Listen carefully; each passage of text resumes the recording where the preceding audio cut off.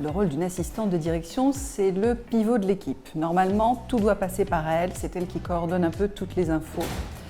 Elle doit s'assurer que toutes les bonnes personnes ont les bonnes infos et les bons documents au bon moment. Elle s'occupe également d'une grande partie de logistique, donc la gestion de l'agenda, s'assurer qu'on a les bons meetings au bon moment avec les bons interlocuteurs. Également les voyages, quand les personnes sont amenées à voyager, il faut s'assurer que toute la logistique est bien prévue, qu'on a les bons visas, qu'on a les bons billets d'avion, au bon budget, etc. En parlant de budget, elle peut effectivement avoir aussi une partie de gestion de budget pour les petites fournitures, ce genre de choses. Donc voilà, c'est un rôle assez polyvalent. Il faut beaucoup de communication. C'est vrai qu'il faut savoir prendre ce temps que n'ont pas toujours les managers et qui ne voient pas ça comme un moment très utile. Il faut quand même s'asseoir ensemble autour de la table et décider des priorités, des infos importantes, etc.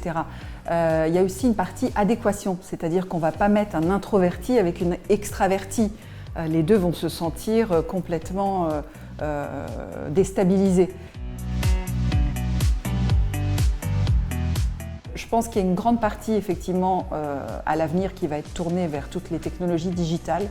Donc il faut, à mon avis, se former au maximum sur les nouveaux outils, les nouvelles tendances, tout ce qui a trait à l'intelligence artificielle, à la data, etc. Ça, c'est vraiment un plus. Mais je pense que le métier d'assistante a de beaux jours devant lui. Et un manager a toujours besoin d'un bras droit qui va gérer un petit peu toute l'intendance en arrière-boutique.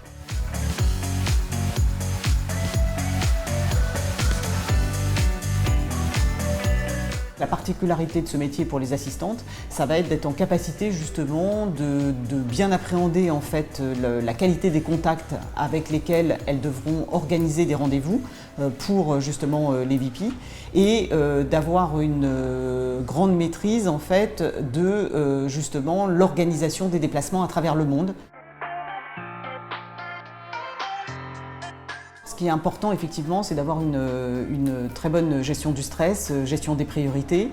Mais au-delà de cela, ça demande effectivement d'avoir un grand sens du service, aussi bien en interne dans l'entreprise, parce qu'elles sont aussi amenées à collaborer avec les autres équipes en fait, d'assistantes, et bien évidemment sens du service en externe, si vous voulez, avec les clients et les différents prestataires aussi qu'elles vont devoir gérer. Bien évidemment, il faut quand même, c'est des postes où vous devez avoir une excellente maîtrise des outils et particulièrement d'Outlook.